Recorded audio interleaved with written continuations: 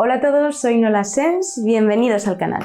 Hace unos días, el tan esperado informe sobre la investigación OVNI del Pentágono de Estados Unidos finalmente salió a la luz.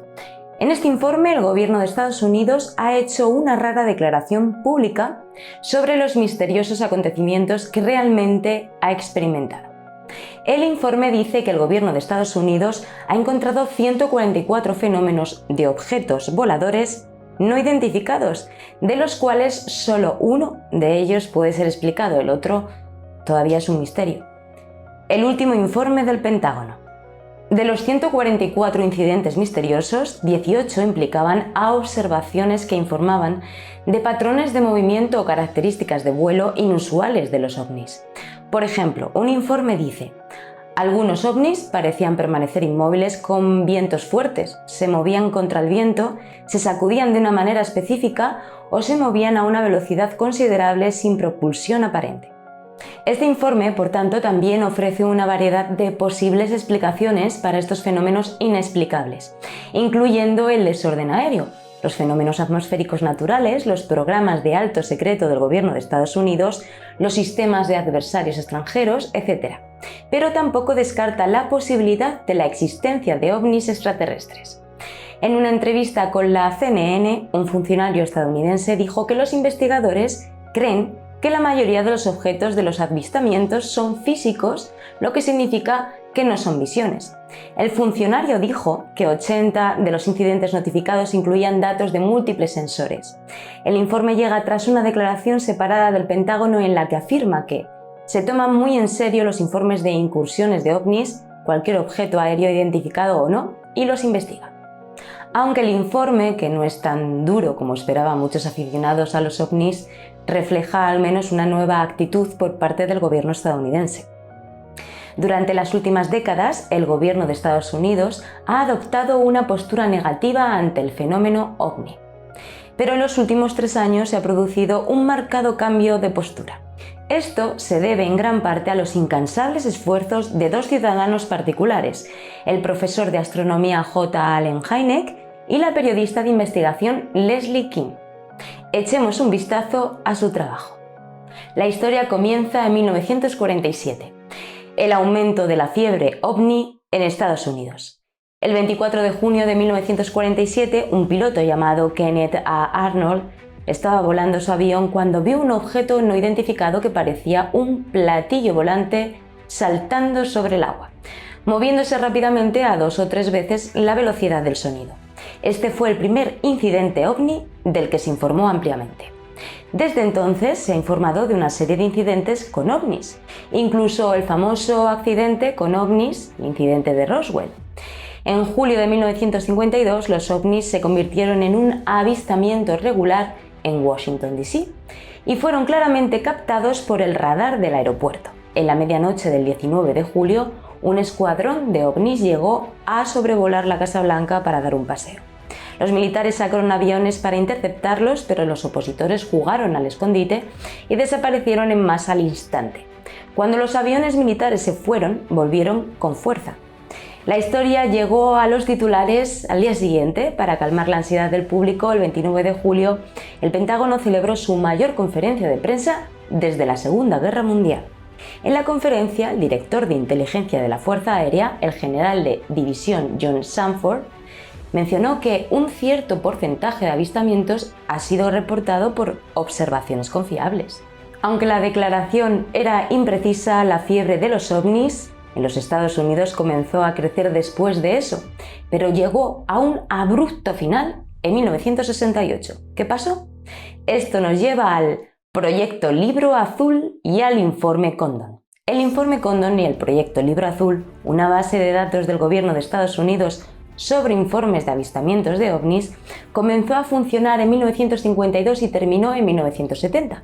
El objetivo principal del programa era analizar si los ovnis suponían una amenaza para la seguridad nacional. El profesor de astronomía Allen Hynek fue el único asesor científico que participó en el programa. Al principio, Hynek se mostró escéptico ante los informes de avistamientos de ovnis.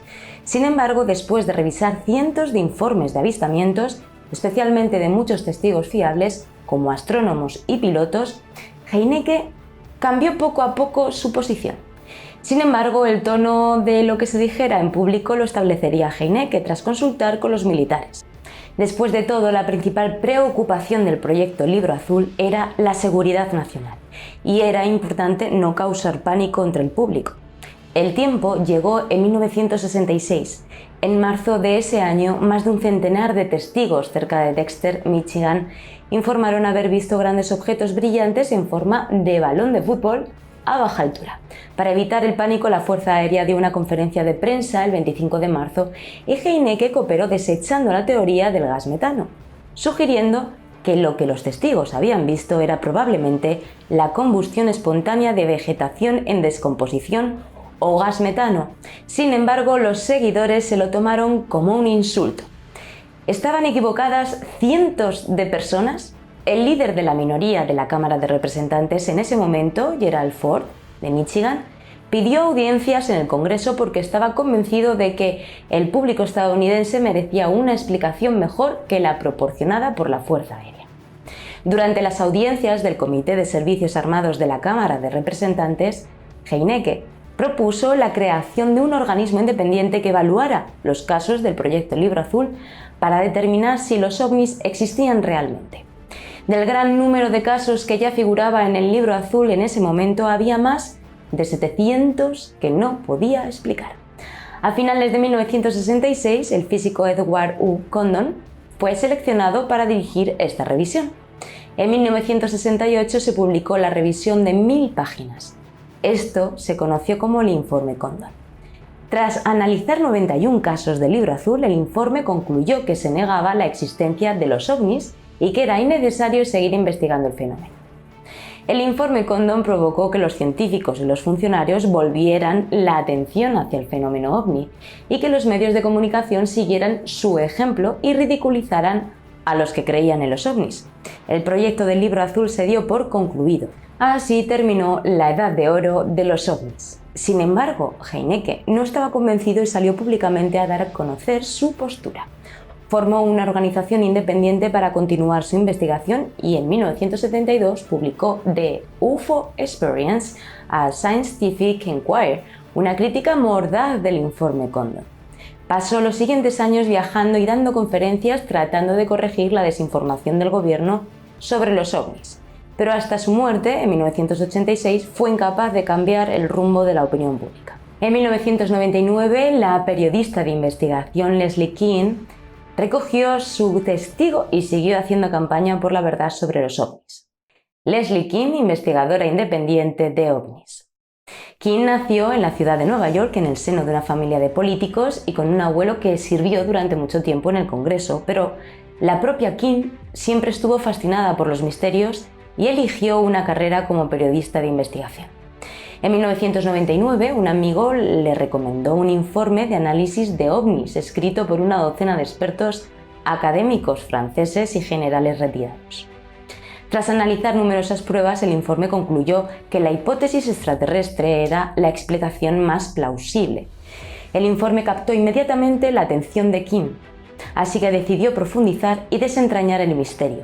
En un principio, Kean eligió el incidente de Gettysburg, Pensilvania, de 1965, como su avance. Lo que hizo que este incidente fuera especial fue que no solo había pruebas humanas, sino también físicas. Miles de personas en Estados Unidos y Canadá vieron una gran bola de fuego surcar el cielo y en Gettysburg, donde cayó, múltiples testigos dijeron que los restos fueron retirados del bosque por un camión custodiado por soldados a punta de pistola. Kean solicitó el acceso a los archivos de la NASA o Administración Nacional de la Aeronáutica y del Espacio en virtud de la Ley de Libertad de Información, incluida cierta información sobre los restos de ovnis recuperados en el lugar. La NASA simplemente lo ignoró. Kean presentó entonces una demanda contra la NASA. El caso se prolongó durante 4 años antes de llegar a un acuerdo, pero lo único que la NASA acabó entregando fueron cientos de documentos no relacionados. El esfuerzo de 4 años de Kean se fue al garete. Sin embargo, no se desanimó. Con el apoyo y la ayuda del ex jefe del gabinete de la Casa Blanca, John Podesta, King revisó cientos de documentos gubernamentales, informes de aviación, datos de radar y otras pruebas que lo corroboraban. Entrevistó a decenas de altos funcionarios y testigos de aviación de todo el mundo y finalmente reunió sus conclusiones en un libro publicado en 2011 que afirmaba la existencia de los ovnis. Generales, pilotos y funcionarios del gobierno hablan de ello.